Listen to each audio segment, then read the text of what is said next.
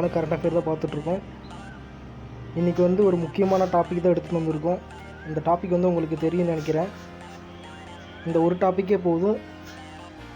இந்த ஹோல் டேக்கான முக்கியமான கரண்ட் அஃபேராகவே பார்க்க போகிறோம். அது என்ன டாபிக்னால், அதாவது குஜராத் விமான விபத்து பற்றி தான் பார்க்க போகிறோம். இந்த விபத்து வந்து எங்கே நடந்துச்சு, ஏன் நடந்துச்சு, எப்படி நடந்துச்சு, என்ன கோளாறுனால் நடந்துச்சு, எங்கே நடந்துச்சு, அதை பற்றி தான் பார்க்க போகிறோம். சரி, இந்த விபத்தில் வந்து எத்தனை பேர் இறந்தாங்கன்னா 241 பேர் வந்து இறந்துருக்காங்க. உயிர் பிழைச்சவங்க யாருன்னா ஒரே ஒரு ஆண் மட்டும். மொத்தமாக 242 பேராக கணக்கு காமிச்சிருக்காங்க. இந்த விபத்து வந்து எங்கே நடந்துச்சுன்னா, குஜராத் மாநிலம் அகமதாபாத் விமான நிலையத்தில் தான் நடந்துச்சு. அந்த விமான நிலையத்தோட பேர் வந்து என்னென்னா சர்தார் வல்லபாய் பட்டேல் விமான நிலையம் தான். அங்கேருந்து புறப்பட்ட விமானம் தான் போய் மருத்துவக் கல்லூரி விடுதி மீது போய் மோதிருச்சு. அந்த கட்டடத்தின் மேலே மோதினதுனால அங்கேயும் ஒரு சிலருக்கு வந்து காயங்கள் ஏற்பட்டும் சில பேர் வந்து இறந்து போயிருக்காங்க. அதில் பர்டிகுலராக ஒரு பர்சனை பார்த்தோம்னா, முன்னாள் முதல்வரான விஜய் ரூபானியும் ஒருவர். இவர் வந்து யாருன்னா முன்னாள் முதல்வரும் பாஜகவில் அந்த கட்சியில் இருக்கிறவரும் ஒருத்தர். விமானத்தோட ஃபீச்சர் வந்து என்னென்னா, இந்த விமானம் வந்து ஏர் இந்தியா டாடா நிறுவனத்திற்கு சொந்தமான விமானமாக நம்ம பார்த்தோம். இந்த விமானம் வந்து என்ன ரகம்னா போயிங் 787-28 ட்ரீம்லைனர் ரக விமானம் தான் இது. AI-171 என்ற பர்டிகுலர் ஃபீச்சரோட இருக்கிற ஒரு விமானம் தான் இது. இந்த விமானம் வந்து அகமதாபாத் சர்வதேச வல்லபாய் பட்டேல் விமான நிலையத்திலிருந்து புறப்பட்டு எங்கே செல்ல இருந்ததாக பார்த்தோம்னா, லண்டன் நேட்விக் விமான நிலையத்துக்கு செல்ல இருந்ததாக இருந்தது. அந்த இடையில கேப்பில் தான் அந்த மருத்துவக் கல்லூரி விடுதி மீது மோதி பெரும் விபத்து ஏற்பட்டது. இது இந்தியா ஃபுல்லாக, வேர்ல்டு ஃபுல்லாக இதை பற்றி பார்த்துட்ருப்பாங்க. சரி, இந்த விமானத்தில் அப்படி என்ன தான் விபத்து ஏற்பட்டுச்சுன்னு அவங்க தரப்பில் என்ன சொல்லியிருக்காங்கன்னா, அதாவது 2 இன்ஜின்களும் வந்து செயலிழந்து போயிருச்சு. அதனால் ரீசன் இருக்கலாம். அப்படி இல்லைன்னா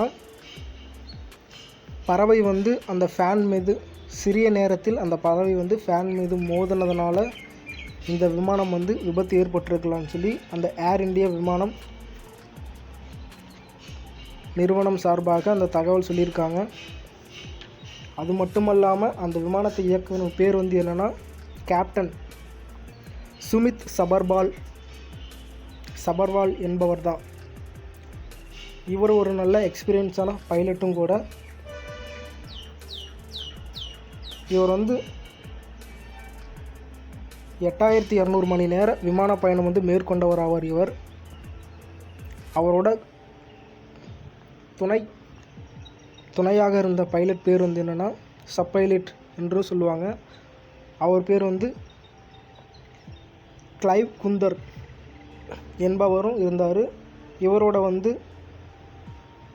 அந்த ட்ராவல் டைமிங் வந்து பைலட்டோட ட்ராவலிங் டைம் வந்து எவ்வளோனா 1100 மணி நேரம் வந்து விமான விண்வெளியில் பயணம் செஞ்சுருக்காங்க.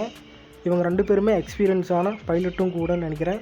ஏன்னா ஏர் இண்டியானா சாதாரணமான ஒரு இது இல்லை, டாடா நிறுவனத்தோடது. அது உங்களுக்கு எல்லாருக்கும் தெரியும் நினைக்கிறேன். இந்த சுமித் சபர்வால் இந்த விமானி வந்து விமானம் புறப்பட்ட சில நிமிடங்களிலேயே ஓடுபாதையில் இருக்கும்போதே மேடே என்ற அந்த ஆப்ஷன் அழைப்பை வந்து விமானி உடனே மேற்கொண்டிருக்காரு. இந்த மேடே அழைப்பு என்பதன் பொருள் என்னன்னா, மேடே மீன்ஸ் இதோடு ரேடியோ தகவல் தொடர்பு கருவியாக சொல்லியிருக்காங்க. அதாவது கேப்டன் விமான பயணத்தின் போது பெரும் உயிர் சேதம் ஏற்பட வாய்ப்பு இருக்குது என்ன தெரிஞ்சால் மட்டும்தான் இந்த தகவல் தொடர்பு மூலம் வந்து அந்த விமான நிறுவனத்திற்கு வந்து கண்ட்ரோல் ரூமுக்கு வந்து கால் பண்ணி சொல்லுவார். இவர் வந்து புறப்பட்ட சில நிமிஷங்கள்லேயே அந்த ஆப்ஷன் வந்து இது பண்ணியிருக்காரு, இந்த மேடே ஆப்ஷன்.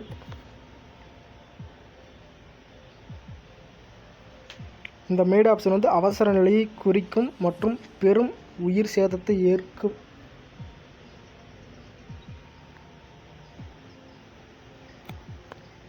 இந்த மேடே ஆப்ஷன் வந்து அதிகமாக வந்து யாரும் யூஸ் பண்ண மாட்டாங்க.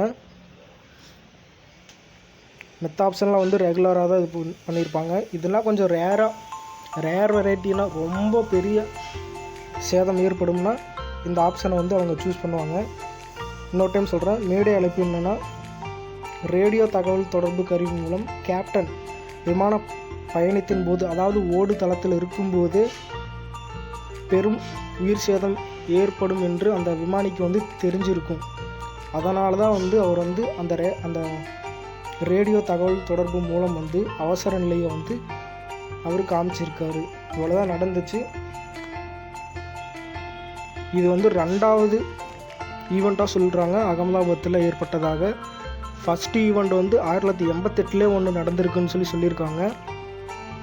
அதில் வந்து 130 பேர் சம்திங் இறந்துருக்கிறதாக சொல்லியிருந்தாங்க. இது 2வது ஈவெண்ட்டாக நமக்கு சொல்லியிருக்காங்க. தேங்க்யூ.